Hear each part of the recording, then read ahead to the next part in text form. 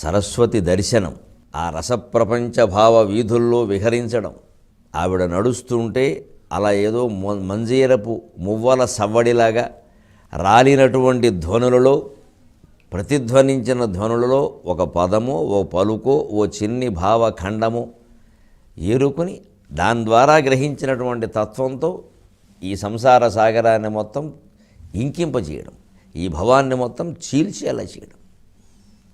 ఇది ఒక కవి అన్నవాడికి లక్ష్యం. కాస్త లోతుకెళ్ళి ఆలోచిస్తే ఏ జీవికైనా లక్ష్యం అది. అంతిమంగా తెలుసుకోవలసిన 4 మాటలు. ప్రజ్ఞానం బ్రహ్మ, అహం బ్రహ్మాస్మి, తత్వమసి, అయమాత్మా బ్రహ్మ. 4 వేదాల్లోంచి 4 మాటలు. ఇంకా ఈ 4ంటిని కూడా సంక్షిప్తం చేసి ఓం అన్నారు. ఓమిత్యేకాక్షరం బ్రహ్మ. అందుకే పదమో పలుకో మృదుభావఖండమో చిన్నిదొకండు నేరుకొని ఆ సూక్ష్మంలోకి వెళ్ళిన కొద్దీ తత్వం అర్థమై జీవితం తేలికవుతుందండి. స్థూలంలోకి వచ్చిన కొద్దీ తత్వం అర్థం కాక జీవితం భారమైపోతుందండి. అందుకే ఈ స్థూలాకారం, స్థూల ప్రపంచంలో ఉండే అవకాశాలు, ఆశలు, కాంక్షలు వీటిని పెరగనీయకూడదు. ఇవి ఎంత తగ్గిపోతే అంత మంచిది. ప్రపంచము అంత శాంతిగా ఉంటుంది, మనము అంత శాంతిగా ఉంటాం. దానికే విష్ణు సహస్రనామ స్తోత్రం. ఇది ఈ చిన్ని భావాలు, మృదుభావ ఖండాలు ఏమిటయ్యా ఇవన్నీ అంటే కావ్య మీమాంసలో రాజశేఖరుడు చెబుతారు. మహాకవి, మహాతత్వవేత్త, మహాశాస్త్రవేత్త. ఎంతమంది ఎన్ని రకాలుగా చెప్పినా ఇంకా సరస్వతీదేవిని వర్ణించే సాహిత్యం అలా ఉంటూనే ఉంటుంది. అంటే సాహిత్యంలో విభిన్నత, ఆ విభిన్నమైన రుచి, వైవిధ్యం అనేది ఉంటుంది. కవిదోగ్ధృభిరన్వగం యా దుగ్ధాపి నదుగ్ధేవ కవిదోగ్ధృభిరన్వగం హృదిన సన్నిధతాం నిత్యం సూక్తిధేను సరస్వతి అంటారు ఆయన. సూక్తిధేను సరస్వతి. రసోక్తి, సూక్తి అంటే ఏదో మంచి మాట కాదు, రసోక్తి అని అర్థం. ఇక్కడ రసవంతమైనటువంటి ఉక్తులకి లోటు లేదు. ఆ ఉక్తులు ఆవిడ నుంచి పాలల్లా స్రవిస్తూ ఉంటాయి. అందుకే ఆవిడ సూక్తి ధేనువు. అందుకే ఆవిడ యా దుగ్ధాపి నదుగ్ధేవా, ఎంత పితికినా ఇంకా పాలించేటువంటి ఆవే. కవి దోగ్ధృభిరన్వకం. ఎప్పుడు ఇంకా ఎన్ని కాలాలు, ఎన్ని సంవత్సరాలు, ఎన్ని యుగాలు గడిచినా కవులు ఆ సరస్వతీ మాత నుంచి ఆ సాహిత్యాన్ని అలా అందుకుంటూనే ఉంటారు. ఆ భావ పరంపరని కొత్త కొత్త భావాలతో మనల్ని రంజింపజేస్తూనే ఉంటారు. పంతో పాతకాలం నాటివి రామాయణం నాటి రచనలు ఇప్పుడు కూడా ఆనందింపజేస్తున్నాయి. అంచేత యా దుగ్ధాపి నదుగ్ధేవా, ఎంత సేవించినా ఇంకా సేవించవలసింది చాలా ఉంటుంది సాహిత్యంలో. అంచేత సరస్వతిని సూక్తిధేనువుతో పోల్చారు. అటువంటి సూక్తిధేనువు హృదిన సన్నిధతాం నిత్యం, నిత్యము నా హృదయంలో సాక్షాత్కరించునుగాక అన్నాడు ఆయన. ఏ మనిషి అయినా, ఏ కవి అయినా కోరుకోవలసింది అది. విశ్వం విష్ణుర్వషట్కారో భూతభవ్య భవత్ప్రభు భూతకృద్భూత భృద్భావో భూతాత్మా భూతభావనక. ఇది మొత్తం 108 శ్లోకాలలో మొట్టమొదటి శ్లోకం. ఇందులో విశ్వం విష్ణు అనే భావనని మనం చాలా విస్తృతంగా చర్చించాం. దాని నుంచే అంతిమంగా మనం గ్రహించి నేర్చుకోవలసింది, అవగాహన చేసుకున్నాం కాబట్టి అన్వయం చేసుకోవలసింది, ఆచరణలో పెట్టవలసింది ఏమిటి అంటే, ఎవరితో ఏ విభేదం వచ్చినా ఒక క్షణం పునః విభేదంతో ఏదో తాత్కాలికంగా కాసేపు ఏదో గలాట పడినా, మాట్లాడినా, కాసేపు అయ్యాకైనా ప్రశాంతంగా మనం ఒకళ్ళం కూర్చొని అతను విష్ణు స్వరూపమే కదా, నేను విష్ణు స్వరూపమే కదా, ఆ శరీరానికి నా శరీరానికి మధ్యలో ఉన్న ఈ ఖాళీ ఇది కూడా విష్ణు స్వరూపమే కదా. ఖాళీని ఆకాశం అంటాం, ఆకాశ స్వయం విష్ణు, వేదమే చెప్పింది. అందుకని ఇందులో ఎవరితో తగాదా పడాలి, ఎందుకు ఈ ద్వేషం? ఏదో ఊరికే అభిప్రాయ భేదం ఇంతే కదా, దాన్ని ఇంత స్థాయికి పెంచుకోవాలా? ఎక్కడొక్కడ రాజీ పడలేమా? ఈ జీవితం అంత పెద్ద గొప్పదా, అంత ఎక్కువదా, చాలా చిన్నది కదా, ఇందులో ఇన్ని తగాదాలు అవసరమా, ఇంత ద్వేషాలు అవసరమా అని ఒక్కసారి ఆలోచిస్తే వంటింటి దగ్గర నుంచి పార్లమెంటు వరకు అన్నీ చక్కబడతాయండి. అందుకు విశ్వం విష్ణు. అదేదో ఊరికే ఆ 2 నామాలు చాలా గొప్పవన్నారని అదొక 1,000,000 రాసి ఇదొక 1,000,000 రాయడం కాదు. రామకోటి 1 కోటి కాదు 5-6 కోట్లు రాసిన వాళ్ళు కూడా ఉన్నారు. కానీ మనస్తత్వంలో ఏమన్నా మార్పు వచ్చిందా? ఇదివరకంటే విశాలంగా ఏమన్నా ఎదిగామా? ఇదివరకంటే మౌనంగా ఉండగలుగుతున్నామా? ఇదివరకంటే ఆత్మానందం పొందగలుగుతున్నామా అని ఆలోచించుకోవాలి వారికి వారే. అప్పుడు ఆ రాసిన దానివల్ల ప్రయోజనం ఉంటుంది. అది విశ్వం విష్ణువు అనే 2 నామాల యొక్క సారాంశంగా మనం గ్రహిస్తే మిగిలిన 998 దానికి వ్యాఖ్యానమే అని చెప్పుకున్నాం. ఎలా అవుతుందో చూద్దాం. వషట్కారః, స్వాహాకారం, స్వధాకారం, వషట్కారం అని 3 వైదికంగా చాలా ముఖ్యమైనటువంటి మాటలు, యజ్ఞానికి సంబంధించినవి. స్వాహాకారం దేవతల సంబంధమైన యజ్ఞం, దేవయజ్ఞం. స్వధాకారం పితృయజ్ఞంలో వాడతారు. అగ్నయే స్వాహ అగ్నయేదన్నమమా, ఇంద్రాయ స్వాహ ఇంద్రాయేదన్నమమా అని యజ్ఞంలో దేవయజ్ఞంలో వాడతారు. స్వధానమస్తర్పయామి స్వధానమస్తర్పయామి స్వధానమస్తర్పయామి అని పితృయజ్ఞంలో ఆబ్దిగాలు పెట్టేటప్పుడు అక్కడ స్వధాకారం వాడతారు. ఈ రెండింటికంటే కొంచెం భిన్నమైంది వషట్కారం, దేవతలకు చేసేటువంటి నమస్కారం. యజ్ఞంలో చేసేటువంటి నమస్కారాన్ని వషట్కారం అంటారు. యజ్ఞంలో వాడేటువంటివన్నీనండి సంకేత భాషలో వాడబడిన పదాలు గుర్తుపెట్టుకోవాలి. ఈవేళ ఈమెయిల్ పాస్వర్డ్ అంటే ఆ పాస్వర్డ్లో ఒక గీత, ఒక చిన్న బ్రాకెట్టు, ఒక చిన్న చుక్క తేడా వచ్చినా మనకి అది తెరుచుకుంటుందా? తెరుచుకోదు. అలాగే యజ్ఞంలో వషట్ అంటే వషటే వాడాలి. అస్తు శ్రోషటు ఆశ్రావయ అని 4 అక్షరాల మంత్రం, అస్తు శ్రోషటు అని 4 అక్షరాల మంత్రం, యజ అని 2 అక్షరాల మంత్రం, ఏ యజామహే అని 5 అక్షరాల మంత్రం, వషటు అని 2 అక్షరాల మంత్రం. ఈ 5 యజ్ఞంలో భగవంతుడిని యజ్ఞపురుషుడిని ఆహ్వానిస్తారు. అలా ఆహ్వానింపబడిన యజ్ఞపురుషుడు నన్ను రక్షించునుగాక. ఇది విశ్వం విష్ణు వషట్కారః అని వషట్కారః అనడంలో ఉద్దేశం. విశ్వమంతా విష్ణువే అని చెప్పాక వషట్కారమే ఎందుకు చెబుతున్నానంటే ఆ భగవంతుడిని నువ్వు ఆవాహన చెయ్యాలి, ఆహ్వానం చెయ్యాలి. హాటు వాయుటు వాయుటు హాటు పెట్టినా పర్వాలేదు. ఆవాహన చేసుకోవడం, ఆహ్వానం చేసుకోవడం ఏదైనా సరే నమస్కారంతో సాధ్యం. ఎందుకని నమః తిరగండి మనః 2 నపుంసకలింగ శబ్దాలే సంస్కృతంలో. ఎంత గొప్పది, ఎంత చిత్రమైనదంటే సంస్కృత భాష. నమః నమస్కారం, తిరగండి మనః మనస్సు. అంచేది నమస్కారం ఎప్పుడు మనఃపూర్వకంగా జరగాలి. ఊరికే చేతులు జోడించడం ఎందుకు? అసలు మన సంస్కృతే ఇది. అందుకే భక్తి టీవీ చూస్తున్నవారు నిజంగా దాన్ని ఆచరణలో పెట్టాలంటే ఎవరితో చెయ్యి కలపకండి. ఇదే నమస్కారం అండి చెప్పండి. ఖచ్చితంగా ఎక్కువైపోయినాయండి చేతులు కలపడాలు. ఊరికే ముందు నమస్కారం మళ్ళీ చేతులు కలపడం ఇదో చేదస్తాం అంటారు. నమస్కారం పెట్టాం ఇంకేమిటి, ఒక చెయ్యి కలపడం కంటే 2 చేతులు కలపడం ఎక్కువ. చాలా గౌరవించాం. దీనివల్ల భౌతికంగా కూడా చాలా ప్రయోజనాలు ఉన్నాయి, ఏ ఇబ్బందులు ఉండవు. ఇక వివరాల్లోకి వెళ్ళక్కర్లా. ఇదివరకు విదేశీయులు ఇదేమిటని ఆశ్చర్యపోయారు. ఇప్పుడు భారతీయులు చేసే నమస్కారమే సరైన పద్ధతి. అనేక రకాల ఆరోగ్య నియమాల ప్రకారం అదే పద్ధతిని వారు అంగీకరించారు. ఒబామా గారు ఇండియాకు వచ్చి నమస్కారం చేసి ఇలా విమానంలో ఉండి ఇలా నమస్కారం చేసి భార్యను కూడా నమస్కారం ఇలా పెట్టమని చెప్పాడు. ప్రత్యేకంగా చెప్పాడు. ఆవిడ నుంచి నువ్వు పెట్టమని ఆవిడ కూడా పెట్టింది. ఇది మంచి అలవాటు. అంచేది నమస్కారం ఏమిటి? మనస్సు ఉంటేనే నమస్కారం. నీ మనస్సు అంతా నమస్కారంలో చేర్చాలి. అంచేది మనస్సు ఉంది అక్కడ. మాట ఎలాగో విష్ణువుని స్తోత్రం చేస్తున్నాం వషట్కారః అని, ఇగో క్రియ చేస్తున్నాం. ఇంకేమిటి వషట్కారః. అలాగా యజ్ఞస్వీకర్త అని ఒక్క మాటలో దీనికి అర్థం. నిజం చెప్పాలంటే యజ్ఞస్వీకర్త. మన యజ్ఞాన్ని మన నమస్కారం రూపంలో మనం సమర్పిస్తే, అంటే మనస్కారం మనస్సుతో సహాయానికి సమర్పిస్తే స్వీకరించేవాడు. ఈ సంకేత భాష అని ఎందుకు చెబుతున్నాను ప్రత్యేకంగా అంటే ఇవాళ ఆధునికంగా మనకి అర్థం కావడానికి, భగవంతుడిని అర్థం చేసుకోవడానికి computer, email, WhatsApp, Twitter, Facebook అన్నీ బాగా ఉపయోగపడతాయండి. అన్నీ ఉపయోగపడతాయి. ఊరికే సెల్ ఫోన్ పట్టుకుని ఇలా స్క్రైబ్ అని ఒక గీత గీయగానే అది తెరుచుకుంటుంది. ఏమిటి దాంట్లోకి ఏం వెళ్ళిపోయింది? ఏది వెళ్ళకపోతే ఎందుకు జరిగింది? అది వెళ్ళకపోతే తెరుచుకోవట్లేదుగా. పదార్థం ఎప్పుడు అసలు ధ్వని మూలం. ధ్వని నుంచి శబ్దం నుంచి పదార్థం. ఆ పదార్థం అనేక రకాల రూపాలు. మళ్ళీ పదార్థం మళ్ళీ ధ్వనిగా మారడం, మధ్యలో మళ్ళీ అక్షరస్వరూపం, అది ధ్వనిగా మారడం. అంటే ఈ భావతరంగాలన్నీ ధ్వని తరంగాలుగా మారుతున్నాయి. ఇందులో విద్యుత్ తరంగాలు, విద్యుదయస్కాంత తరంగాలు, రకరకాల తరంగాలు, ఇందులో మళ్ళీ లేజర్ తరంగాలు, ఎక్స్రే తరంగాలు, ఇంకా విశిష్టంగా వినూత్నంగా మనం కనుక్కున్నవి చాలా ఉన్నాయి. ఇవన్నీ మనం కనుక్కుంటున్నాం, కానీ అక్కడ ఉన్నాయిగా. ఈ తరంగాలు ఆ తరంగాలను చేరవలసిన చోటుకి చేరడానికి వాడేటువంటి సంకేత భాషే స్వాహ, స్వధా, వషట్ అని.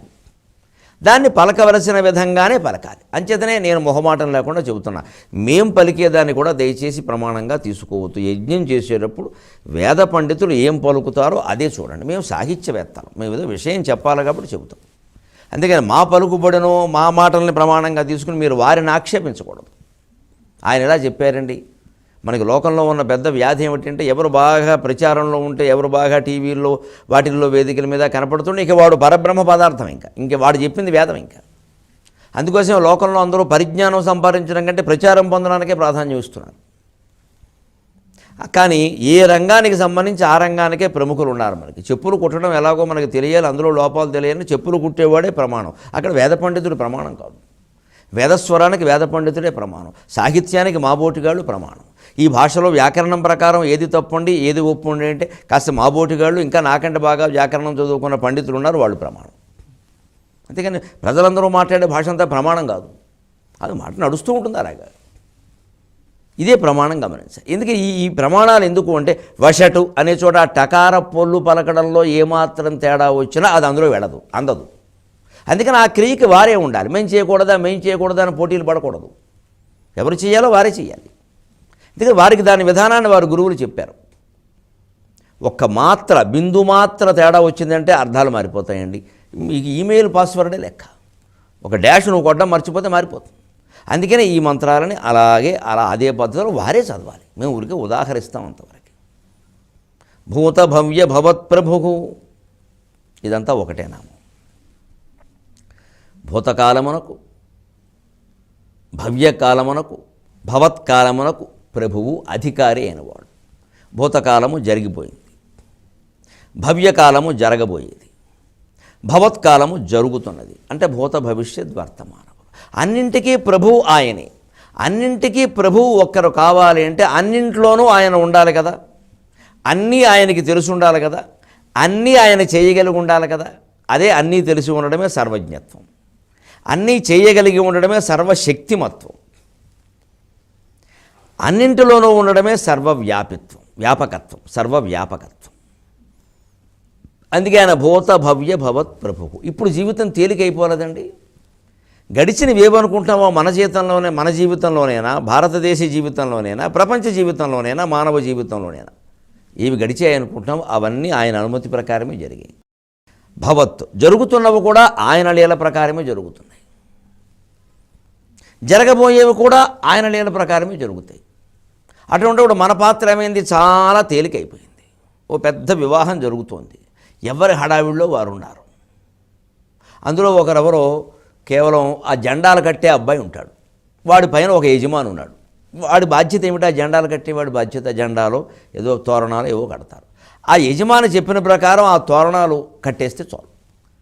పెళ్లి కూతురు ఎంత అందంగా ఉంది, పెళ్లి కొడుకు ఎంత అందంగా ఉన్నాడు, కట్నాలు ఏమి ఇచ్చారు, క్యాటరింగ్, వంట కోసం ఎవరిని మాట్లాడారు, బలలన్నీ ఏర్పాటు చేశారు, అనుకున్న బలలు కుర్చీలన్నీ వచ్చాయా, ఈ సభకు ఎవరో ప్రముఖులు వస్తారంటున్నారు, వారు వచ్చారా, ఆ వచ్చినప్పుడు కెమెరా వాళ్ళు ఏమయ్యారు, వీడియో వాళ్ళు ఏమయ్యారు, ఇదంతా వాడికి ఎందుకండి?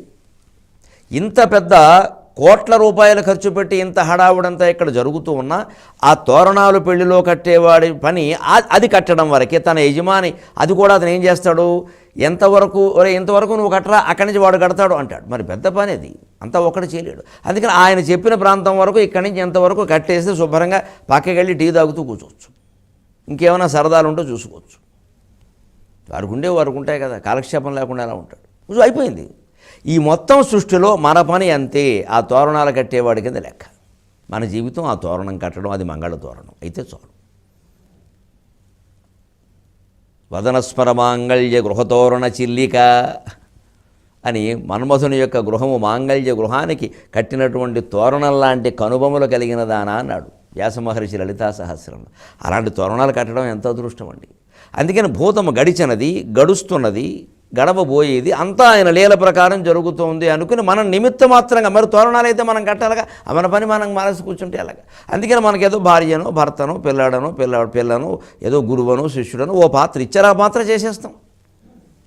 అప్పుడు సర్వమున్నతని దివ్య కళామయముంచు విష్ణునందుల్లము చేర్చి తారళవి నుండుట మేలు నిశాచరాగ్రణి ఎల్ల శరీరధారులకు నిల్లను చీకటి నూతి లోపలంద్రెల్లక తారునేమను అతిభ్రమణంబున భిన్నులై ప్రవర్తెల్లక సర్వమున్ అతని దివ్య కళామయమంచు విష్ణునందుల్లము చేర్చి తారడవి నుండుట మేలు నిశాచరాగ్రణి అన్నాడు ప్రహ్లాదుడు. అందుకే ఆయన అంత నిశ్చింతగా ఉండగలిగాడు.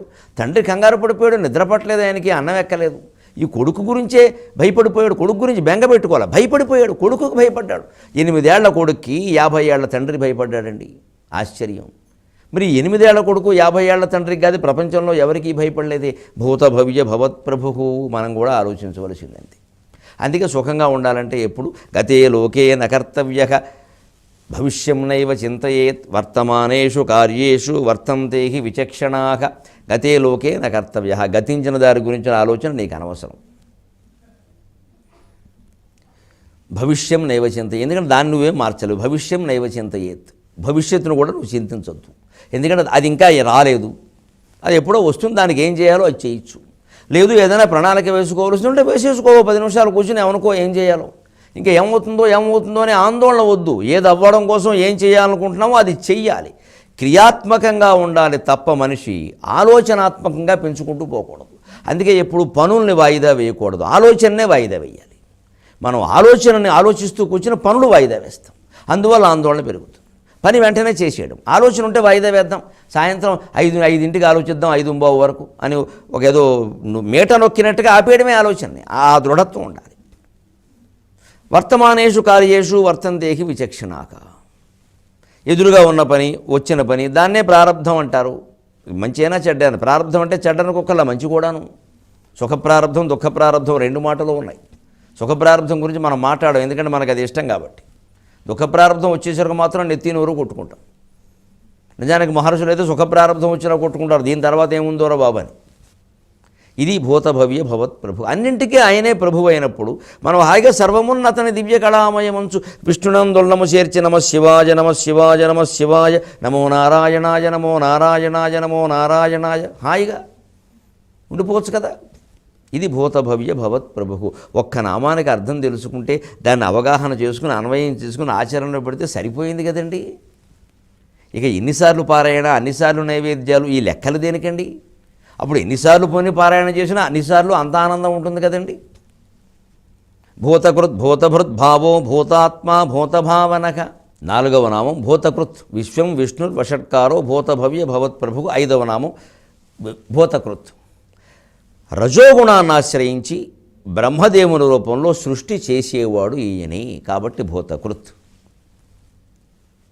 భూతభృత్ సత్వగుణాన్ని ఆశ్రయించి విష్ణువు రూపంలో అన్ని జీవులను భరించేవాడు ఈయనే. అంచేతనే విష్ణు సహస్రంలో చెబుతున్నది చతుర్భుజుడైన విష్ణువు గురించి కాదు, మూలమైనటువంటి పరమాత్మను గురించి అది గ్రహించాలి. కొంతమందికి ఇష్టం లేకపోయినా ఈ మాట చెప్పక తప్పదు. చతుర్భుజుడైన విష్ణువు గురించిన కాదు, ఊరికే ఓ బొమ్మ వేస్తాం విష్ణు సహస్రం మీద, మనకు అర్థం కావాలి కాబట్టి. అది విష్ణు అని పేరుంది కాబట్టి, ఆ విష్ణువు అన్న పేరుతో ఒక రూపాన్ని పిలవడం మనం అలవాటు పడ్డాం కాబట్టి, ఆ చతుర్భుజ రూపానికే ఈ స్తోత్రాన్ని పరిమితం చేస్తూ ఇందులో చాలా భాగం అక్కడ చెల్లవు. పరమాత్మ అని భావిస్తేనే చెల్లుతాయి. త్రిమూర్తులకి మూలమైనటువంటి పరమాత్మని భావిస్తేనే చెల్లుతాయి. మీకు లలితా సహస్రంలో కూడా నామాలన్నీ పార్వతీదేవికి అన్వయిస్తే చెల్లవు, లలితాదేవికి అన్వయిస్తేనే చెల్లుతాయి. ఆ లలితాదేవి త్రిమూర్తులకు కూడా మూలమైనటువంటి శక్తి, ఈ విష్ణువు కూడా త్రిమూర్తులకు మూలమైనటువంటి శక్తి. లలితాదేవి యొక్క పుంరూపమే విష్ణువు, విష్ణువు యొక్క స్త్రీ రూపమే లలిత. అందుకే ఈ లోకంలో ఈ 2 సహస్రనామాలు బాగా ప్రసిద్ధమని. అందుకని బ్రహ్మరూపంలో సృష్టిని చేస్తాడు కాబట్టి భూతకృత్, భూతాన్ కరోతి. భూతభృత్ బిభర్తి, అన్ని జీవులను భరించేవాడు. భావక ప్రపంచ రూపంలో పుట్టినవాడు. భూతాత్మ, ఈ ప్రపంచ రూపంలో ఆయనే పుట్టాడు కాబట్టి ప్రపంచమంతా ఆయన స్వరూపమే. నడుస్తున్నదంతా ఆయన లీల కాదు, ఆయనే లీలయే నడుస్తున్నాడు. మనం కేవలం నిమిత్త మాత్రులుగా ఉన్నాం. ఎంత తేలికైపోయింది జీవితం. భావక అని ఒక మాట అర్థమైతే చాలు. భూతభావనక భూతకృద్భూతభృద్భావో భూతాత్మ సర్వభూత అంతర్యామి. అందుకే అన్నమయ్య చిత్రంలో చక్కగా అంతర్యామి అంతర్యామి అలసితి సొలసితి అంతట నీశరణిదే చొచ్చితి అంటాడు అన్నమయ్య కీర్తనలు.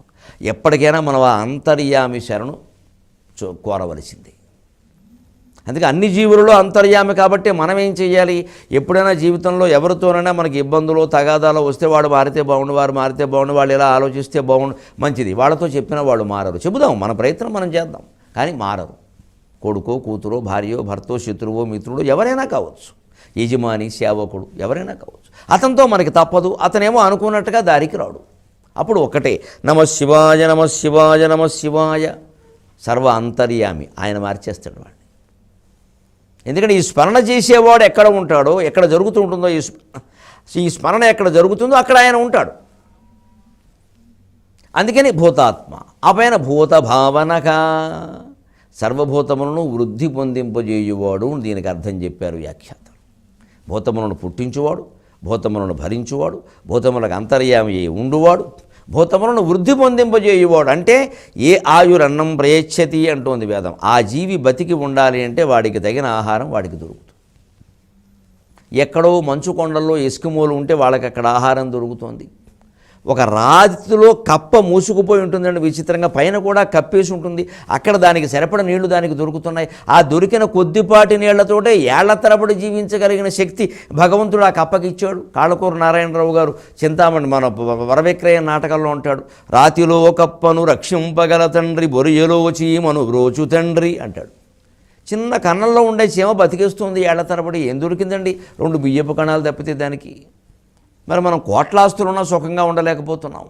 రాతిలో కప్పను రక్షింపగల తండ్రి. అందుకని భూత భావనక విశ్వం విష్ణుర్వ షట్కారో భూతభం యభవత్ ప్రభు భూతకృద్భూత బృద్భావో భూతాత్మ భూత భావనక.